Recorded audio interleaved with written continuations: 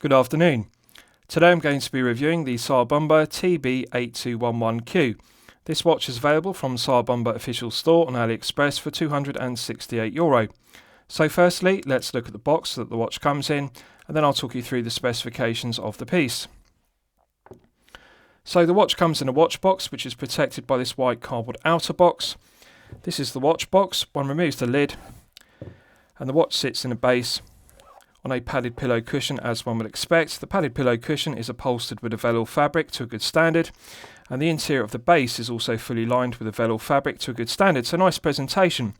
However, there are no items with the watch, which is very disappointing because this is €268. There is no owner's instruction manual and there is no warranty.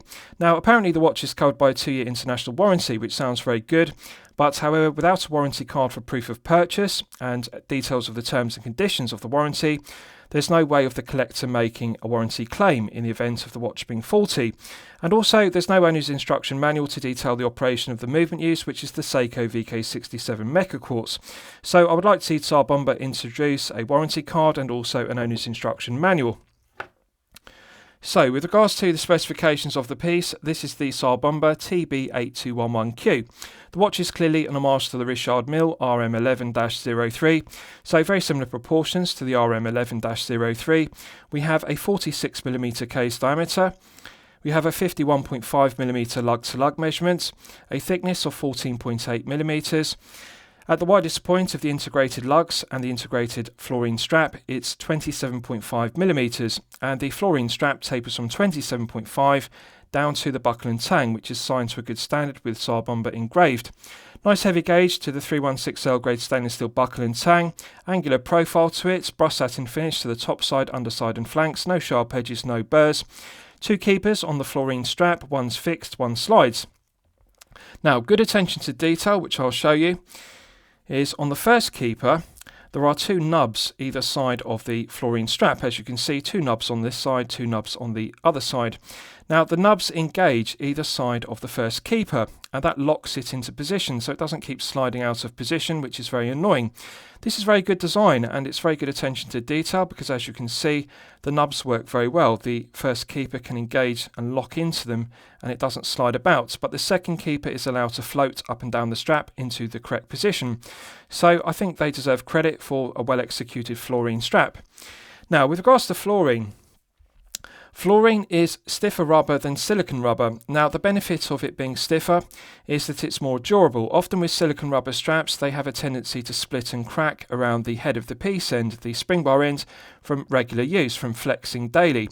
Fluorine is tougher, it lasts longer, it's more durable, and it's really a good compromise between vulcanized rubber, which is very hard and stiff but very durable, and silicon rubber, which is very soft and supple but doesn't last a long length of time. So fluorine really is the perfect compromise between silicon rubber and vulcanized rubber. It does look like vulcanized rubber visually. It has a nice matte black rubber finish to it, but it also has the flexible properties of silicon rubber, so it's more flexible than vulcanized rubber. Plenty of holes in the strap to allow for fine-tuning the length to get the perfect fit. This will fit up to an 8-inch wrist, which is good. I'll demonstrate that. Now, as this is an homage to the Richard Mille RM11-03, it has vents cutouts in the strap, as you can see, and the vent cutouts do look very similar to the Richard Mille strap, so they've done a very good job of making an homage to the strap. It tapers in thickness from the head of the piece down to the buckle and tang end, and also tapers in width. So they've got the proportions of the taper, very good, and it's nice and flexible wrapping around the wrist, so very comfortable to wear, perfectly smooth on the underside, and it feels very good against the wrist. With regards to the rest of the specification, we have a curved sapphire crystal, and the curved sapphire crystal has AR coating on the underside, and that does a good job of reducing the glare and the highly reflective nature of the skeletonized dial and the mirror polished skeletonized hands. There's a nice bevel around the perimeter of the curved sapphire crystal, and when I tilt the piece at an oblique angle, you can see the bevel on the edge of the curved sapphire crystal catching the light. So very aesthetically pleasing, and they deserve credit because they've used sapphire crystal rather than using the cost-cutting measure of hardlex or alternatively mineral crystal. Sapphire crystal is more scratch resistant than mineral crystal. So very well made, curved sapphire crystal, and it does add interest to the piece. With regards to the case, longitudinal brush satin finishing to the top of the case, and also we have matte Brush satin finishing to the flanks. The screws are well finished, no sharp edges, no burrs, and we've got a nice mirror polished bevel machined on the edge of the case, which marks the transition between the top of the case and the flanks. So very good homage to the RM11-03. It does look very similar in terms of proportions and also the profile of the tonneau case. Now, with regards to the pushers, we have two rectangular pushers, which are also brush satin finished, and they have nice mirror polished bevels to them, so they're very well finished, no sharp edges, no burrs. So let's test the chronograph complication. This is powered by the Seiko VK67 Mecha Quartz, which is made in Japan. The top pusher activates the chronograph complication, so let's test it. Nice firm resistance to the pusher. Now, if you look closely, at the 12 o'clock subdial, you can see it is now running very fast. So the 12 o'clock subdial runs at 1 second per revolution, as you can see. And if you look at the second hand, you can see it's now beginning to tick around the dial, as one would expect. Pressing the top chronograph pusher stops the chronograph complication. If you look at the 12 o'clock subdial, you can see it's now stopped dead. And also the second hand has stopped ticking around the dial. Pressing the lower pusher will activate the second hand and cause it to fly back to 12 o'clock. So let's test that. As you can see, it perfectly flies back. So let's test it once again just to confirm the alignment of the second hand with the 12 o'clock subdial. So as you can see, it's now running. The 12 o'clock subdial is spinning around at 1 second per revolution, and the second hand is also ticking around the skeletonized dial. So pressing the top pusher again stops the second hand and also stops the 12 o'clock subdial. Pressing the lower pusher will make the second hand fly back to 12 o'clock. Perfect. So the alignment on the 12 o'clock subdial is perfect, and also the alignment of the main second hand also aligns perfectly bang on 12 o'clock. This is something I really like about the Seiko VK67 Mecha Quartz. The alignment is perfect. So very good choice for the Mecha Quartz. The VK67 is reliable, well-proven workhorse Mecha Quartz made in Japan. With regards to the case back, it's engraved to a very high standard with the reference number and specifications of the piece, as well as the Tsar Bomba emblem and logo. It has the reference number of the piece, TB8211Q. Curved profile to it. Brush satin finishing is done very well. It's screwed down, 4 flathead screws, 1 in each corner. And I like the curved profile rather than being flat, because that reduces the thickness of the head of the piece, and also it wraps around the wrist very well. So it's a very well finished, screwed down stainless steel case back. The case back provides an effective hermetic seal to 50 meters of water resistance, which is perfectly acceptable for a daily wear piece. The quality of the engraving is very good. The quality of the brush satin finishing is very good. No sharp edges, no burrs to it. Feels perfectly smooth against the wrist. The longitudinal brush satin finishing is done to a good standard. Beautiful luster to the 316L grade stainless steel. With regards to the crown, it's knurled finish, and we have the Tsar Bomba emblem engraved to a good standard.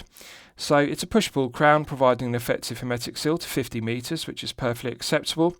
Pulling it out to the first click position is the quick set date complication.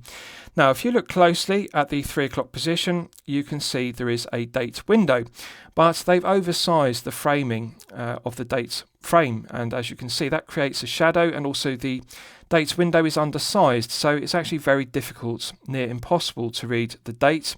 And I think they've made a mistake. It has a white date wheel with black Arabic numerals, but as you can see, due to the shadow, it's very difficult to read beneath this curved tonneau case and the curved sapphire crystal. There's a deep shadow. I really think they should have removed this frame and enlarged the date window, the cutout in the skeletonized dial, because that would have allowed more light to pass through the sapphire crystal down to the date wheel. And I think they could have reduced the thickness of the skeletonized dial at this 3 o'clock position, and that would have, again, reduced the shadow around the date window, because really it's negligible having a date complication if one cannot read the white date wheel with black Arabic numerals. It's too shaded. So the framing is too deep and also too large, but I can tell you that it does work as one would expect. When one rotates the crown clockwise, it has the effect of making the date complication click over to the next day of the month, and it does actually work very well. The indexing of the VK67 is flawless, as one would expect. So really, there's no point in having a date complication if one can't read it, but it does work perfectly. Pulling it out to the second click position is now the time setting position. So it's a characteristic of the VK67 there's no friction in the gearing whatsoever. It is a mecha quartz, but it feels silky smooth. Immediate response: when one rotates the crown clockwise or anti-clockwise, the minute hand immediately moves. There's no back play clockwise and anti-clockwise, so it works very well. And pushing it back in restarts the mecha quartz movements. So it works very well. The push-pull crown is very smooth to operate, and 50 meters is perfectly acceptable. This isn't a dive watch, it's a daily wear piece, and there's no need to have a screw-down crown on a daily wear piece. A push-pull crown suffices. So I'll give you a wrist shot, and you can see how it fits on my 8-inch wrist. Now, I'm pleased to report that it's a pleasant surprise that this fluorine strap is actually long enough to fit my 8-inch wrist. As you'll know from my previous reviews, it's often the case that brands make straps and bracelets to fit the majority of collectors within their target market, and the majority of collectors have a 6 to 7-inch wrist, and therefore the straps and bracelets are made to suit. But this one actually fits up to an 8-inch wrist. As you can see, I can engage the end of the strap in both of the keepers, so it's very good. This is clearly meant to fit collectors with a larger wrist of 7 to 8 inches, because it is a large piece at 46mm diameter for the head of the piece, and it's also got a long lug-to-lug measurement for the tonneau case at 51.5. Now, as you'll know from my previous reviews, I consider 48mm to be the sweet spot. That is the perfect lug-to-lug measurement, regardless of whether you have a 6 to 7-inch wrist or a 7 to 8-inch wrist respectively. At 51.5, it's well in excess of the 48mm perfect sweet spot. So really, if you have a 6 to 7-inch wrist, you're going to find this to have too much wrist presence at 46mm, and also too long at 51.5 lug to lug. However, if you have a larger wrist of 7 to 8 inches, you'll enjoy the 46mm wrist presence, and you'll also enjoy the length of the tonneau case, which curves around the wrist very well at 51.5. Now, the thing I most like about this version of the Tsar Bomba, the TB8211Q, is they have slimmed down the case. The tonneau case is thinner. I reviewed a previous model which was 16mm, and of course that was very top heavy, too tall, and needless to say, too thick to slip underneath a shirt cuff if you wear business shirts.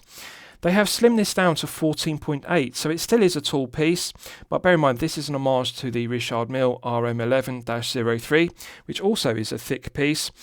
And this is the benefit of using a Seiko VK67 Mecha Quartz. It's slimmer, it's lower profile than using an automatic with a rotor, and I think they've made the correct decision by electing to use the VK67, which is lower profile. And of course they've been able to reduce the thickness. Now it's only 50mm, it's not 100 or 200 meters, so therefore the thickness of the curved sapphire crystal can be made thinner, and the thickness of the curved screwed down case back can be made thinner. Because it's only 50 meters, it doesn't need to be as thick. But it's very good. 14.8 is significantly lower profile than the 16mm previous version I reviewed. And it's notable, it feels less top heavy, it feels more balanced on wrist. They've made the correct proportions of the integrated fluorine strap. 27.5 works very well because it's got a good taper from 27.5 down to the buckle and tang. It does feel very well balanced, and the fluorine does feel very comfortable. It feels similar to silicone rubber in terms of how supple and comfortable it is, and it is more flexible and comfortable than using a vulcanized rubber strap. So they've made the correct decision by using fluorine versus silicone, and the fluorine will be more durable. I like the fact it's long enough to fit up to an 8-inch wrist and engage the end of the strap with two keepers. So they've got the proportion of the fluorine strap right, and the proportion of the head of the piece has been slimmed down to 14.8. So that's also a move in the right direction. Now, the heft of the piece is 153 grams, and that's actually quite good for a 46mm because it is a very large piece at 46 by 14.8 thick by 51.5 long. And I really think 153 is acceptable. It is at the upper limit of comfort, but it does give a nice feeling of presence and also a feeling of quality on wrist. But however, needless to say, at 14.8, you're not going to be able to slip this underneath a shirt cuff if you wear business shirts. Really, circa 13mm is the maximum, it's the sweet spot for a watch to fit underneath a shirt cuff easily. At 14.8, it's well in excess of 13mm. So this isn't going to be a watch you can wear with long sleeve shirts, but however, if you like Richard Mille watches, I'm sure you'll enjoy the wrist presence and the styling of the tonneau case and the curved profile to the sapphire crystal. Now, the legibility isn't very good because we've got mirror polished skeletonized hands. And it's very difficult to register the skeletonized hands with the skeletonized dial because they haven't loomed all the Arabic numerals. They've only loomed the 10, 8, 4 and 2. They haven't loomed the skeletonized Arabic numerals for the other skeletonized hour markers. So really, it's a shame they didn't fully loom all the Arabic numerals because that would have improved the legibility and the contrast between the skeletonized hands and the skeletonized dial. So comfort level is surprisingly good, and the fluorine strap is very comfortable and I like it. I think it's a very comfortable piece. It's not as top heavy as the previous version I reviewed, which is 16mm. 14.8 is acceptable. Right, so let's do a Lume test and we'll see how the Lume performs when it's charged up to the absolute maximum. So as always, I'm going to use my 100 UV LED torch to charge it up to the absolute peak. Right, so that's now fully charged, and as you can see, they have used C3 Superluminova, which is good. I'm glad to see they haven't used the cost-cutting measure of Luminova. But as I've detailed, they've made a mistake with regards to the Arabic numerals. They've only loomed the 10, 8, 4 and 2. As you can see, they haven't loomed the other Arabic numerals which they skeletonized to make it look like the Richard Mille RM11-03, which this is an homage to. I think they should have fully loomed the hands rather than skeletonizing the hands, because if they fully loomed them, that would allow for more area of C3 Superluminova to be applied, and therefore the hands would be easier to read, because the proportion of the hour hand looks very similar to the proportion of the minute hand, and I think one could mistake one for the other. So really they should have made the hands fully loomed and also enlarged the proportions of the hands to make it easier to differentiate between the hour and the minute hand respectively. Also, there's no loom on the second hand, so I appreciate the second hand doesn't run unless the chronograph complication is running, but it would be nice to have some loom on the second hand. And most importantly, with the skeletonized dial, it really does need the other Arabic numerals to be loomed rather than just the 10, 8, 4 and 2 respectively. But having said that, the performance is okay. We've clearly got 3 to 4 layers. This doesn't look like 5 to 6 layers of C3 Superluminova. But on a positive note, the colour tone of the green C3 matches very well on the skeletonized hands and the Arabic numerals. So there is room for improvement. They could improve it by using 5 to 6 layers and fully looming the other Arabic numerals. But I think the loom is okay. Right, so let's discuss the movement used. This uses the Seiko VK67 Mecha Quartz, which is made in Japan. The VK67 is a reliable, well-proven Mecha Quartz movement and the correct choice for this piece. It has a 3-year battery life, and the 3-year battery life is based upon you using the chronograph complication for 60 minutes per day. But in reality, you're not going to be using the chronograph for anything like 60 minutes per day. So it's nothing unusual for a VK67 battery to last in excess of 3 years. But 3 years is really the minimum if you wear this daily and you use the chronograph complication for 60 minutes per day. The stated accuracy of the VK67 is plus or minus 20 seconds per month. Now I want you to consider that for a second. That isn't plus or minus 20 seconds per day or per week, that is per month. Better than plus or minus 1 second per day accuracy. So incredibly accurate movements, 3-year battery life is good. No negatives to it whatsoever. The VK67 has good quality build quality, quality control, materials and finishing. And I like it. I think it's a very good Mecha Quartz movement. And Tsar Bomba deserve credit because they could have used the cost-cutting measure of using a Chinese Mecha Quartz movement, such as a Sunon PE903, for example, which would be less expensive and therefore reduce their production costs and increase their profit margin per piece. The VK67 is more expensive because it's made by Seiko in Japan, but it is very reliable, very accurate, and I like it. So I think everything about it is good. So good choice, the VK67. I like the reliability of it in particular, and also the alignments, because I'll just test it one more time. If I press the top pusher, you can see that the second hand is now ticking around the dial, and the 12 o'clock sub-dial is now rotating at 1 second per revolution. It stops dead. Nice firm resistance to the pushers. They feel very solid, so they're clearly going to last for a good length of time. Pushing the lower pusher will cause it to fly back and reset. And this is something I really like about it. Both the sub-dial hand and also the main second hand of the chronograph complication, they always reset bang on 12 o'clock. And this is something one gets with Seiko Mecha Quartz movements such as the VK67. They always have perfect alignment, something that other Mecha Quartz movements don't always have. So very accurate, good alignment and good quality control. Right, so lastly I'll summarise the piece. What do I think of it overall? Well, when I'm considering reviewing a watch for my channel, the watch should meet 2 criteria. It should be both excellent quality and excellent value at the respective price point. So €268 is the current price point on AliExpress. I think the quality is okay, but I think the price is expensive, and therefore I'm going to say the value is poor. They really need to reduce this to circa €100 to €150 in order to be more competitive. Now, if this piece were €150, I would say yes, it's excellent quality and excellent value as a Richard Mille RM11-03 homage, because the specification is strong. We've got sapphire crystal with AR coating, Seiko VK67 Mecha quartz, which is made in Japan, which is very good. The quality of the finishing to the head of the piece, the sapphire crystal and the curved tonneau caseback are all very good. The quality of the finishing to the fluorine strap is good. They haven't used the cost-cutting measure of silicon rubber. So the build quality, quality control, materials and finishing are all good.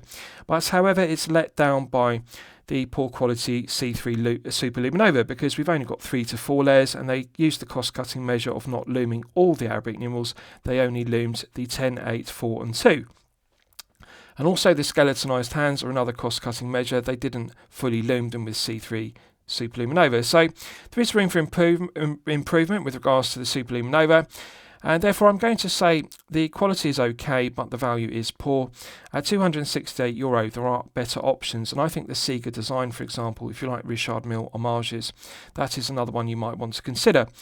So I hope you've liked my review of the Tsar Bomba TB8211Q. Please feel free to post your own comments below the video. Thank you very much.